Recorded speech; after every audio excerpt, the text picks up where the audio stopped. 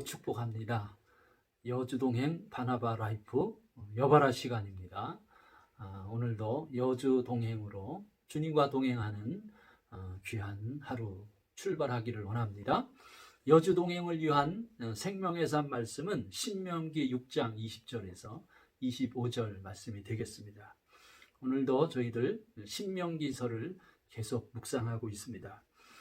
성경은 참 신비롭습니다. 성경은 오래전 지나간 역사의 정황 속에 이제 그 이야기를 담고 있지만은, 그러나 우리가 이 성경을 읽을 때 항상 그 메시지는 현재적으로 우리 마음을 향해 다가오는 것을 우리는 은혜로 늘 경험합니다. 그러면 오늘 우리가 먼저 본받아야 할 모본의 말씀, 곧 이렇게 살아라 라고 하는 모본의 말씀 먼저 나누기를 원합니다. 이 신명기서에서 여호와 하나님의 메시지를 전달하는 모세는 이제 출애굽 2세대들과 그리고 그 자손들에게 여호와의 구속과 그리고 언약의 계승을 이 메시지에 우선시하고 있는 것입니다. 자, 그래서 20절 우리 읽습니다. 후일에 내 아들이 내게 묻기를 우리 하나님 여호와께서 명령하신 증거와 규례와 법도가 무슨 뜻이냐 하거든. 그처럼 이제 우리 자녀들이 질문한다는 거예요. 참 기특한 자녀들이네요. 여호와의 명령하신 증거와 규례와 법도가 무슨 뜻입니까? 이것은 자녀들이 하나님을 경외하는 부모에게 하나님 섬기는 믿음의 세계에 대해서 이제 질문하게 되는 거죠. 왜냐하면 그들 젊은 세대들에게는 이 보이지 않는 영적인 세계, 믿음의 세계, 하나님을 경외하는 것이 그것이 비합리적일 수도 있고 비이성적인 것으로 보일 수 있습니다. 그리고 심지어 하나님 말씀대로 사는 것이 이것은 좀 현실적으로 좀 부당하다, 이렇게 젊은이들 이성적인 생각으로는 그렇게 여길 수도 있다는 것입니다. 심지어는 하나님의 말씀대로 살면서 아주 치열한 현실의 경쟁 사회에서 과연 생존할 수 있을까라는 의심도 젊은이들 마음속에 들 수 있고요. 오늘날에 주일 성수해야 되고 혹은 11조 생활하고 이웃을 봉사하고 선교적 비전을 실천해 살고 이것은 너무 힘든 멍해가 아닌가, 젊은이들이 생각할 수가 있다는 거예요. 자, 21절입니다. 너는 내 아들들에게 이르기를 우리가 옛적에 애굽에서 바로의 종이 되었더니 여호와께서 권능의 손으로 우리를 애굽에서 인도하여 내셨나니. 우리의 자녀들이 하나님의 구원을 자신의 인생과 세대 가운데 경험되어 그래서 그 구원과 믿음이 계승되고 그리고 그 구원이 그들 자녀 세대에 재현되는 것이, 그것이 우리 부모들의 우선순위의 역할이라는 것입니다. 이것이 바로 이스라엘 백성들의 부모들에게 아주 중요한 역할이에요. 그래서 출애굽의 구속과 하나님의 언약인 율법을 그들 부모들은 필히 자녀들에게 계승시켜줘야 하는 것입니다. 오늘 우리도 마찬가지입니다. 그러하기 위해서는 먼저 우리 부모 세대가 우리가 먼저 이 믿음의 모본을 자녀들에게 보일 수 있어야 합니다. 그리고 그 믿음의 세계를 우리 자녀들과 그리고 우리 교회의 다음 세대들에게 계승될 수 있도록 우리 부모들은 철저히 이 비전과 사명으로 지금 각성되어져야 할 시기가 바로 지금이라고 그렇게 믿고요. 민수기서를 묵상하면서 특별히 이것을 우리가 본받아야 할 모본의 말씀으로 붙들기를 기대합니다.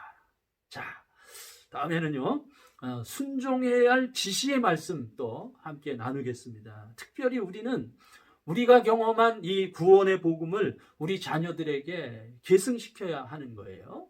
22절 23절입니다. 곧 여호와께서 우리의 목전에서 크고 두려운 이적과 기사를 애굽과 바로와 그의 온 집에 베푸시고 우리 조상들에게 맹세하신 땅을 우리에게 주어 들어가게 하시려고 우리를 거기서 인도하여 내시고. 여호와 하나님은 이렇게 사랑과 크신 능력으로 출애굽의 역사를 시작하셨습니다. 참 거대한 태양신으로 추앙받는 애굽의 바로 왕을 여호와 하나님은 10가지 재앙으로 바로 왕을 굴복시켰습니다. 그리고 홍해 바다를 갈라 마른 땅이 되도록 해서 이스라엘 백성들을 그 홍해 바다를 건너가게 하는 구원을 우리 하나님께서 친히 행하셨어요. 그러므로 이 구원을 우리 자녀들에게 전달해주고 계승시켜줘야 하는 것입니다. 오늘 우리도 마찬가지입니다. 우리 시대도, 저도 그렇습니다. 참 우리도 그렇고요, 저도 그래요. 예수님 만나기 전에는 참 제게 희망이 없었어요. 그 시절에 하늘이 푸르다고 하지만은 제 인생의 도화지에 그려진 하늘은 푸른 하늘이 아니에요. 회색빛, 잿빛 하늘이었습니다. 희망이 없는 그러한 하늘을 이고 살았습니다. 그런 제가 예수님 만났어요. 예수 믿고 죄와 사망에서 구원받고 그리고 믿음을 얻고 사명을 얻어서 이렇게 주님의 인도와 사랑으로 지금 이렇게 이루고 있는 것입니다. 지금 이렇게 이루고 있는 제 자신의 삶의 모습이 하나님의 구원의 구속의 세계의 한 증거라고 그렇게 증언하고 싶습니다. 이처럼 우리는 이러한 우리의 이 구원의 역사를 우리 자녀들에게 이제 계승시켜야 되는데요. 하나님이 이스라엘을 애굽에서 구속하신 것은 그것은 하나님의 나라의 비전인 세상을 구원하기 위한 도구로 하나님께서 이스라엘 백성들을 선택하신 것입니다. 자, 24절입니다. 여호와께서 우리에게 이 모든 규례를 지키라 명령하였으니 이는 우리가 우리 하나님 여호와를 경외하여 항상 복을 누리게 하기 위함이며 또 여호와께서 우리를 오늘과 같이 살게 하려 하심이라. 하나님의 규례를 지키라고 하나님께서 지금 명령하고 계셔요. 하나님은 자기 백성이 세상 사람들과 구별되기를 원하셨습니다. 곧 하나님은 자기 백성이 거룩하기를 원하셨어요. 그래서 그렇게 거룩하게 사는 것이 이스라엘 백성들의 사명이었습니다. 그렇게 거룩하게 살기 위해서 하나님께서 그들에게 규례와 법도를 주신 거예요. 하나님이 주신 규례와 법도, 그리고 예수님이 우리에게 주신 계명은 우리가 구원받았기 때문에 구원받은 하나님의 자녀로서 특권으로서 사명으로 은혜로 주신 것입니다. 그것은 무거운 짐이 아닙니다. 그것은 부당한 부담감이 아니에요. 오히려 그것은 예를 든다면 교통 표지판의 화살표와 같습니다. 대부분 운전자가 목적지를 향해 운전을 할 때 길을 모르고 가는 경우가 더 많습니다. 그러나 표지판의 화살표만 따라가다 보면 안전히 목적지에 도달하게 되는 거예요. 하나님의 계명은 이와 같은 것입니다. 그래서 우리가 하나님의 계명을 잘 감당하게 되면 그 계명 안에 어마어마한 하나님의 약속이, 하나님의 사랑과 능력의 공급이 그 계명 안에 담겨져 있는 거예요.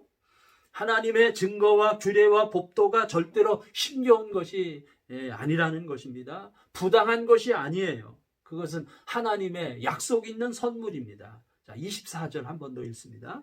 여호와께서 우리에게 이 모든 규례를 지키라 명령하셨으니 이는 우리가 우리 하나님 여호와를 경외하여 항상 복을 누리게 하기 위함이며 또 여호와께서 우리를 오늘과 같이 살게 하려 하심이라. 그것은 우리도 여호와를 경외하게 하여 항상 복이 되게 하기 위해서 하나님께서 우리에게 계명을 주신 것이고요. 또 25절입니다. 우리가 그 명령하신 대로 이 모든 명령을 우리 하나님 여호와 앞에서 삼가 지키면 그것이 곧 우리의 의로움이니라.